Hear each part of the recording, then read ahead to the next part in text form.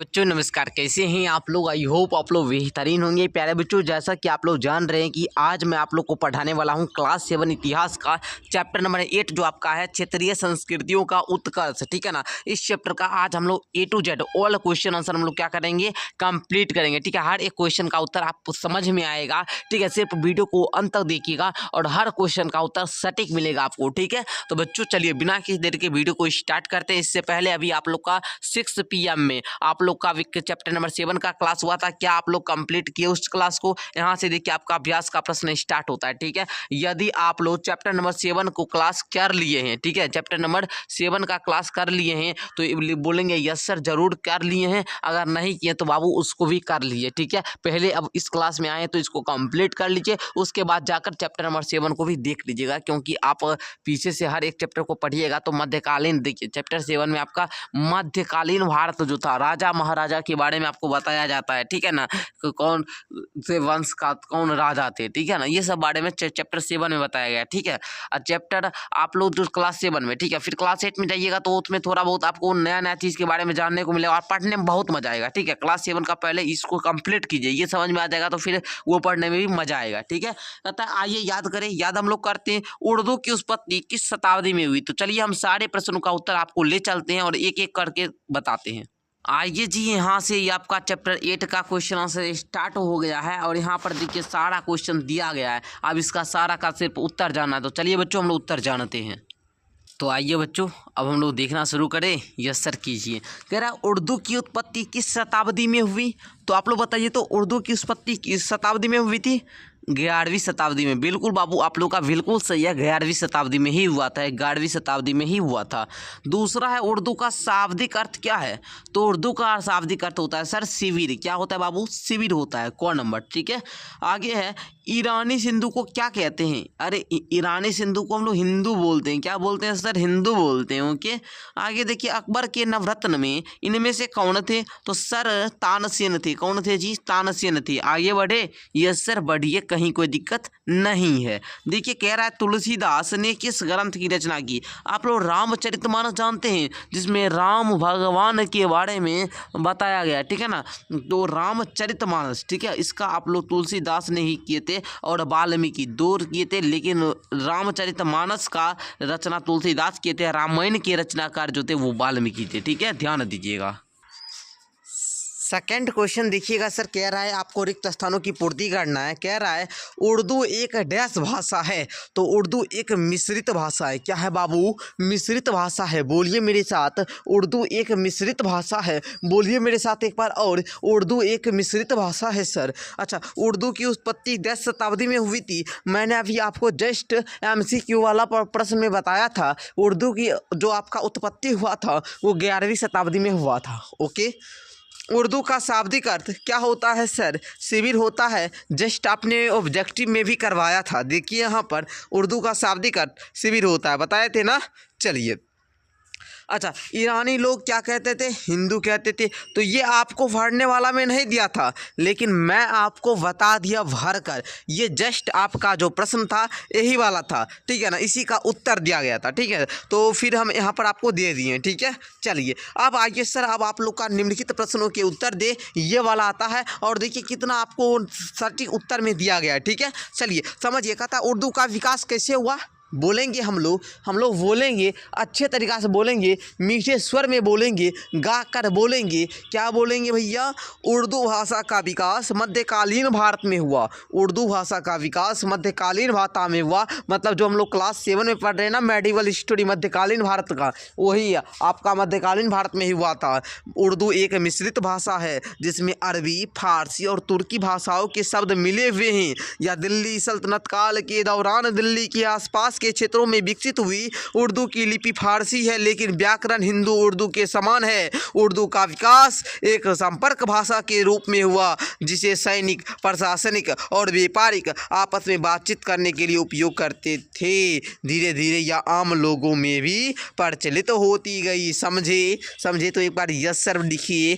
Yes sir लिखेंगे तो मुझे खुशी होगी आप लोग का कमेंट पढ़कर। हम आपका कमेंट पढ़ते हैं और जो भी बच्चे कमेंट करेंगे नेक्स्ट चैप्टर का जब क्लास लूँगा तो उस सारे बच्चे का कमेंट मैं बोलूँगा और उसका नाम भी लूँगा, ठीक है। चलिए आप देखिए दूसरा, लौकिक साहित्य के बारे में 5 पंक्ति में बताना है। सर लौकिक साहित्य हमको तो पता है कि मध्यकालीन भारत था ना, उसी में लौकिक संस्कृत का विकास हुआ था, सॉरी लौकिक साहित्य का विकास हुआ था। इसमें ढोला मारवानी जैसे काव्य कृतियों का महत्वपूर्ण स्थान है, जिनमें प्रेम और विरह मार्मिक कहानियों का वर्णन किया गया है। इस काल में अमीर खुसरो जैसे कवियों ने हिंदी के भंडार को समृद्ध किया और पहेलियों के माध्यम से भाषा को रोचक बनाया। मध्यकालीन लौकिक साहित्य में महिलाओं के मनोभावों को सजीव चित्रण किया, इन साहित्य के सामाजिक जीवन का झलक प्रस्तुत की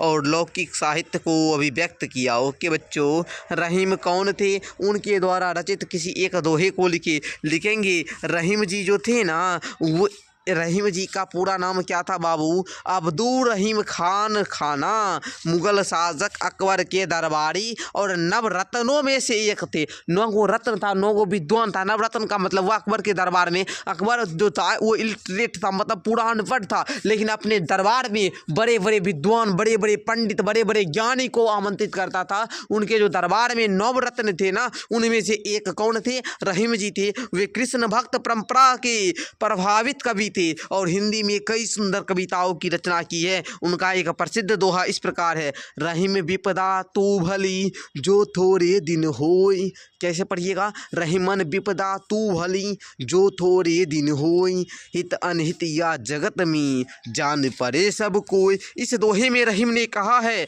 कि मुसीबत अच्छी है क्योंकि ये थोड़े ही दिनों के लिए आती है। इस जगत में हितकर और हितकर दोनों कार्य को सभी को पता चल जाते। हम आपको बताते हैं। अब देखिए, जो अब बोले हैं जब दुख का समय आता है ना, तो हम आपको बताते हैं, दुख में आप चिंता न होइए। देखिए एक एग्ज़ाम को अगर आप पास नहीं कर पाते या कुछ नंबर से आपका है ना, बाय द वे अगर आपका कुछ नंबर से छूट जाता है एग्ज़ाम, ठीक है ना, हम ऐसे नहीं चाहते कि कोई बच्चे एग्ज़ाम में पास नहीं करे, सबको अच्छा नंबर आए, है ना। लेकिन अगर बाय द वे आपका 2-3 नंबर कम आता है, आप चिंतित मत होइए। फिर देखिए जो 2-3 नंबर से पीछे छूटता है ना, जो 2-3 नंबर से फेल होता है ना, वो जीवन में एक ऐसा इतिहास रचता है जो ना कभी कोई रच सकता था और ना ही कोई रचेगा, ठीक है। ध्यान दीजिएगा, जो 2-3 नंबर जिसका छूट जाता है ना, वो बच्चा को बहुत मोटिवेशन मिलता है। इस बार 2 नंबर से मेरा छूट गया, 1 नंबर से छूट गया, अगला बार अब की बार जो एग्ज़ाम देंगे अगले बार, उसमें मेरा रिजल्ट पक्का बनेगा, ये हमसे लिखवा लीजिए। क्योंकि आप उस हिसाब से मेहनत कीजिएगा ना, जो एक बार पास नहीं हुआ अब बैठ गया, उससे नहीं हुआ, ठीक है। कह रहा हज हम जानामा क्या है? लिखेंगे हम जानामा मुगल शासकों द्वारा बनाया गया एक प्रसिद्ध चित्र संग्रह है। यह मुगल चित्रकला की एक उत्कृष्ट कृति है। हजनामा एक पांडुलिपि है जिसमें करीब 1200 चित्र बने हुए हैं। ये एक देखिए चित्र संग्रह है। क्या है? चित्रों का संग्रह। चित्र संग्रह का मतलब बहुत सारा चित्रों का संग्रह है। इसमें क्या हो गया, बहुत सारा चित्र बनाया गया। लगभग हम आपको बताएं तो 1200 चित्र बने, ठीक है। ये चित्र मुगल शैली में है ना, स्थूल और नटकीनन गंभीर अंदाज के कपड़े पर बने हुए हैं। इन चित्रों में मुख्य रूप से वीरता, युद्ध, शौर्य और शासकीय गतिविधियों का चित्रण किया गया है, ठीक है। लिख लेंगे बच्चों, ये सर लिख लेंगे। आप हमको जो दे दिए ना, याद ही हो जाता है आंसर, सबको याद हो जाता है। हमको पता है, आप लोग बोलते भी हैं सर, वो जो आंसर देते हैं ना हमको याद हो जाता है। तो फिर हम भी सोचते हैं कि चलो ना आंसर जो बनाएंगे ना उसको थोड़ा पढ़ कर है ना अच्छे तरीक़ा से लैंग्वेज बना कर लिखेंगे, ताकि बच्चे को थोड़ा सा भी मेहनत करेंगे तो याद हो जाएगा, ठीक है। चलिए, पहाड़ी चित्रकला में विशेषकर सामाजिक विषय हो। देखिए कह रहा था किन किन विषयों चित्र बनाए जाते हैं, तो लिखेंगे पहाड़ी चित्रकला में विशेषकर सामाजिक विषयों पर चित्र बनाए जाते हैं। इन चित्रों में बच्चियों को गेंद खेलते, संगीत के साथ बजाते, पक्षियों या पशुओं के साथ मनोरंजन करते हुए दिखाया जाता है। राजा महाराजाओं की अकेले या दरबारियों के साथ बैठे हुए चित्र भी बनाए जाते हैं। इसके अलावा प्राकृतिक दृश्य जैसे पत्ता हो गया, फलों से लदे हुए वृक्षों का चित्रण की पहाड़ियाँ चित्रकला में देखने को मिलता है। इस प्रकार पहाड़ी चित्रकला में सामाजिक, राजनीतिक और प्राकृतिक विषयों पर चित्र बनाए जाते हैं। समझ गए ना? मज़ा आया आप लोग को? चलिए, बहुत मज़ा आया सर, बहुत मज़ा आया। आइए, गज़ल और कव्वाली में अंतर बताना है सर। अच्छा, गज़ल जान रहे हैं आप लोग? गज़ल और कव्वाली मध्यकालीन भारत में विकसित दो प्रमुख गायन शैलियाँ थी। क्या थी बाबू? दो प्रमुख गायन शैलियाँ थी, गाने वाली शैली थी, गाने का तरीका था, ठीक है ना। गज़ल जो होता था इसका अर्थ हुआ अपने प्रेम पात्र से वार्ता, जबकि कव्वाली का अर्थ हुआ कथन या कहना। भाव इसका क्या हुआ सर? गज़लें श्रृंगार रस में लिखी जाती थी, प्रेम विषयक होती थी। कव्वाली में भक्ति सुफियाना भाव प्रधान होते थे। संरचना की बात करें तो गज़ल में कम से कम 5 और अधिक से 11 शेर होते थे, जिनका संग्रह दीवान कहलाता था। कव्वाली में कोई निश्चित संरचना नहीं होता था। श्रोता की बात करें तो गज़लें संगीत प्रेमियों को अच्छी लगती थी, जबकि कव्वाली श्रोता मुख्यतः सूफी साधक होते थे। ओके बच्चों, समझे आप लोग? चलिए, ये सब तो सर बता दिए, ये दो चर्चा वाला बता दीजिए ना, जो चर्चा करने वाला था ना, क्षेत्रीय भाषा और साहित्य का विकास पर चर्चा कीजिए, इसका भी बता दे रहे हैं। काहे चिंता कर रहे हैं, यहाँ पर हम आपको दे ही दे रहे हैं, ठीक है। इसको लिख लीजिए। तो चलिए, इस प्रकार आपका 2 क्वेश्चन था, 2 नंबर का स्क्रीनशॉट ले लीजिए, ठीक है। क्लियर हुआ? चर्चा करेगा 2 क्वेश्चन था, ये भी बता दिए।